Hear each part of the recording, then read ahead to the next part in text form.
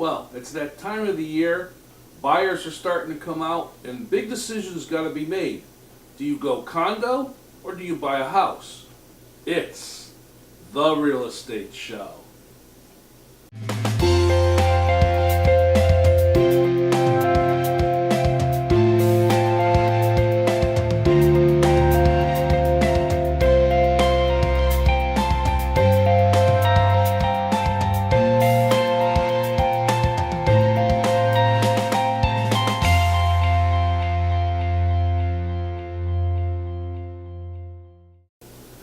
Welcome to the Real Estate Show. My name's Rick Naples. I am the broker of Zone Realty LLC. You zone your home. Buyers start their search on the internet for homes, but before they even do that, they make a decision as to what kind of a residence they're looking for to match their lifestyle and their need. Now, of course, you have residential homes, you have multifamily style homes, and you have condominiums. We're going to talk today on this show about condominiums versus a residential home, the pros and cons. Let's take a moment to talk about condominiums. Condos may be the way to go depending on what your personal needs are. You know, one of the nice things about purchasing a condo is you don't have all the regular chores that you might have when you purchase a house. You don't have to mow the lawn, you don't have to worry about shoveling the sidewalk or the walkways, and you only have to deal with what's inside your condo. You see, when you purchase a condominium, you own from the walls to the interior. You don't own any of the outside. So you don't have to worry about the roof maintenance or the gutter maintenance or possibly window replacement and so on and so forth. There's no need to have a lawnmower to mow a lawn or have a snow shovel ready to shovel your sidewalks and so on and so forth. But there is a trade-off should you go condo, because you are going to pay a monthly fee. They call it a condo fee. And that fee is what helps the association or the management company do those things that you don't have to. It's kind of a pay-to-play type idea. Now, some condominium complexes, in order to enhance their appeal, may offer certain amenities that you might not get when you're purchasing a home. You may purchase a condo in a complex that has access to a golf course, or maybe a luncheon club, or possibly a swimming pool, or exercise courts, and things along those sorts. So those are the kinds of things you need to weigh when you're looking at condominium to home. Now, one of the other questions that I get when buyers are looking at buying a condo is what other kinds of responsibilities or limitations will I have should I go that particular route? Well, if you do decide to buy a condo and you find something that you like and you make an offer, if the offer is accepted, the next step is the seller of that condominium has to provide you with a copy of the rules of the association. It's bylaws. What can you park? Can you park a residential type car, passenger car? Are you allowed to park a commercial truck there? Can you store your boat where your condominium is? What about the front door color? Can you change paint your front door? What about decorations, hanging of flags, and so on and so forth? There's a lot of decisions that you might normally be able to make when you own a home that you have to ask or look at and see what the rules are in the condominium situation. So you might have some restrictions to deal with that you might not have to when you're purchasing a home. Now, let's take a quick look at this little presentation, and I'll come back and let's look at purchasing a house as compared to a condominium.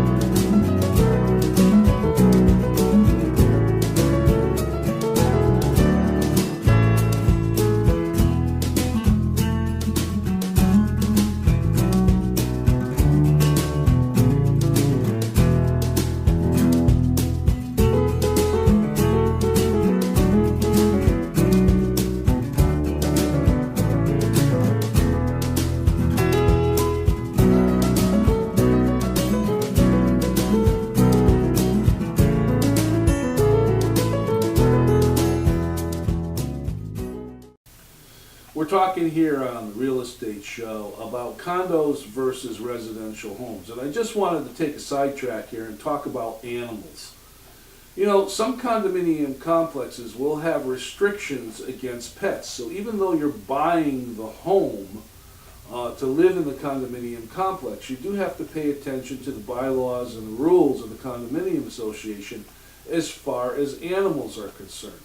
Some are very animal friendly for dogs, cats, and so on and so forth. And some are not.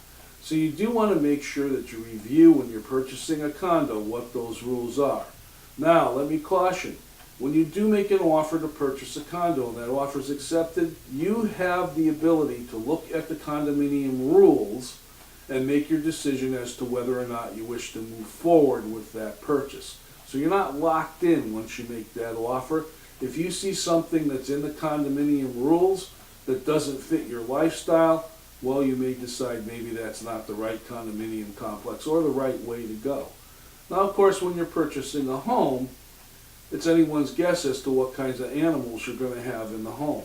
Unless there happens to be some kind of a statute in the town that doesn't allow you to have anything other than, say, a dog or cats or whatever, what kind of pets you have is going to be basically up to you. When you purchase a house, you're also purchasing freedom.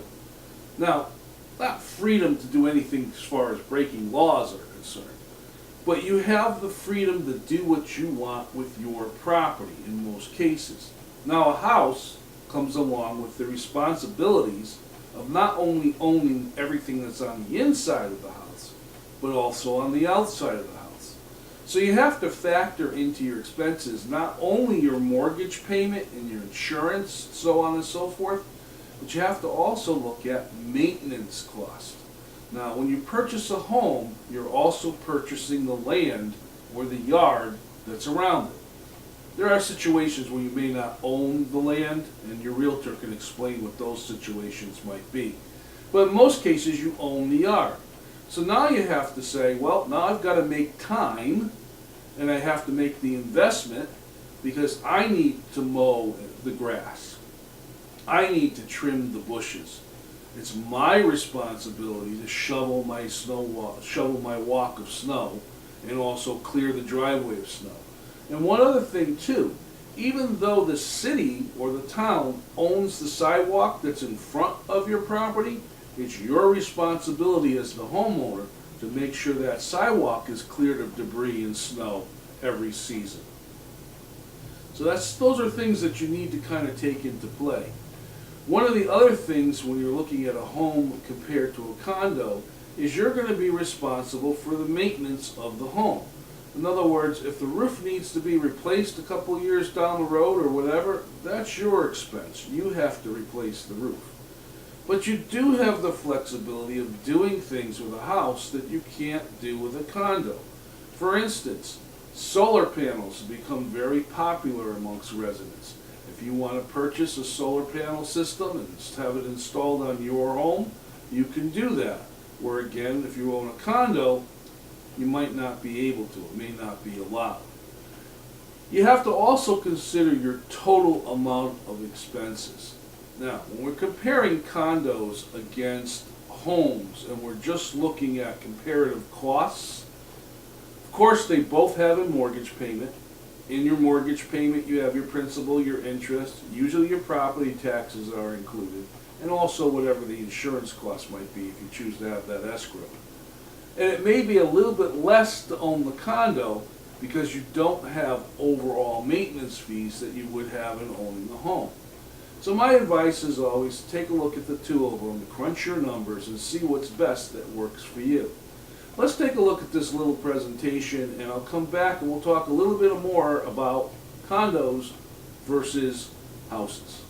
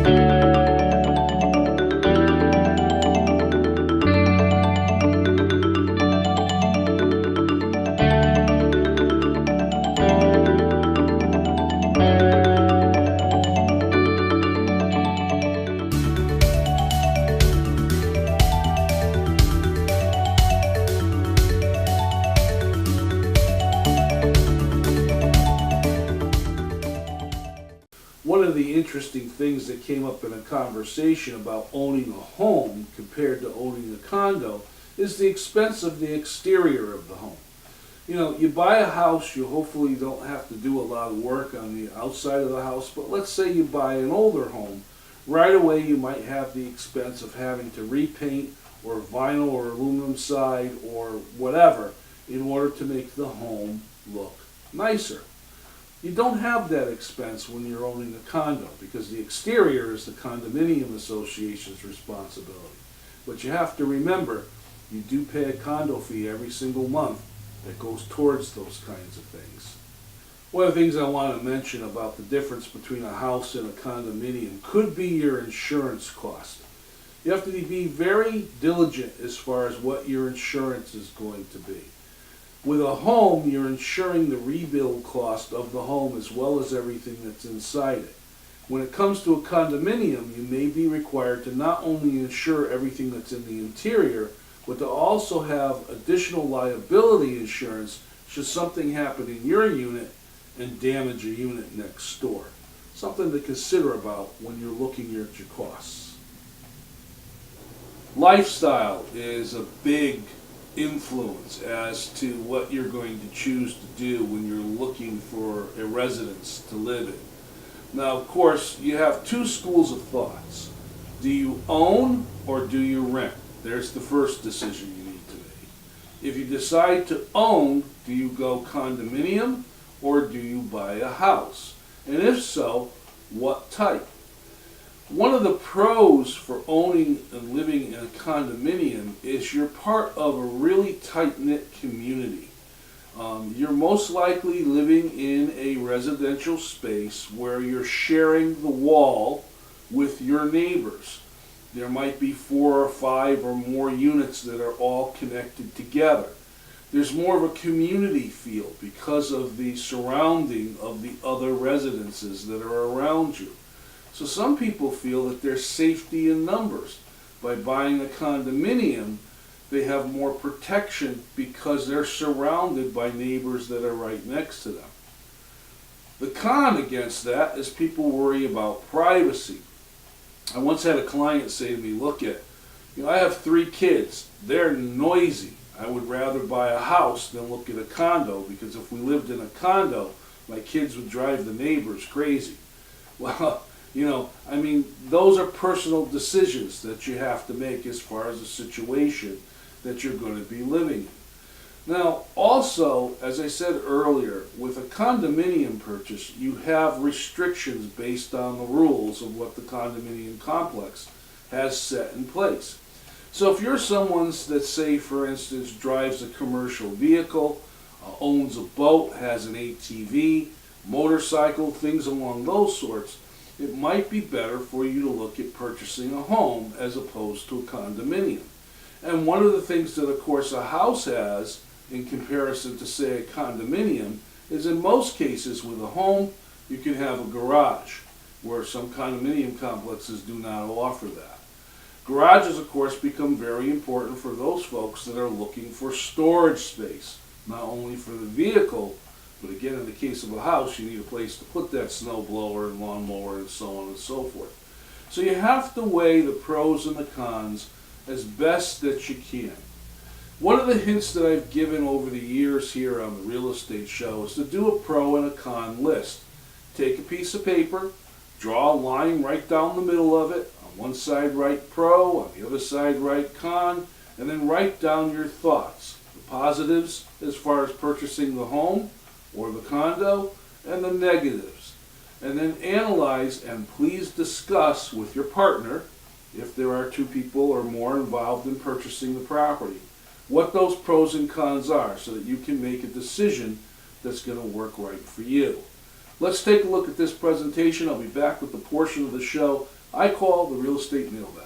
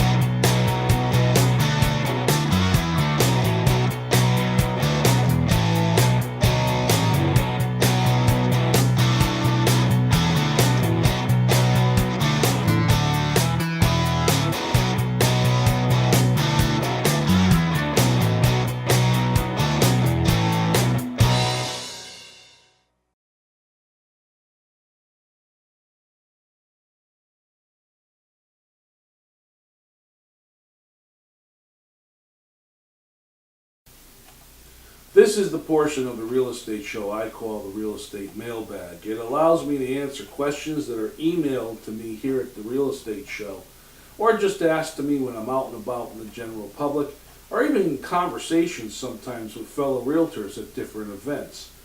A lot of the questions that I get when it's concerns of whether I should buy a condo or whether I should buy a home are, well, what are my expenses going to be? I mean, what's the difference between the two? Well, obviously, pricing point can be a difference, and also your total costs.